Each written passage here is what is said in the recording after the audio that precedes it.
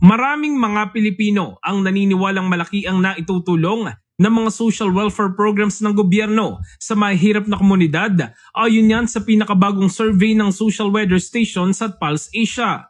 90% ng mga respondent ang nagsabing kapaki-pakinabang ang Pantawid Pamilyang Pilipino Program o PORPIS kung saan 66% ang nag-rate nito bilang lubos na kapaki-pakinabang. Samantala, 88% ng mga Pilipino ang sumusuporta sa tulong panghanap buhay sa ating Disadvantaged Displaced Workers o TUPAD program.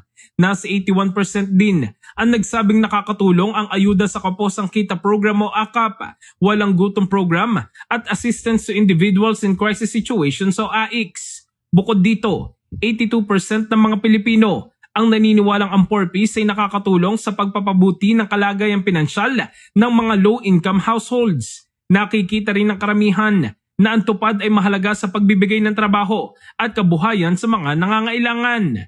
Isinagawa ng Pulse Asia ang survey sa pagitan ng 1,800 hanggang 2,400 respondents na may plus-2% margin of error.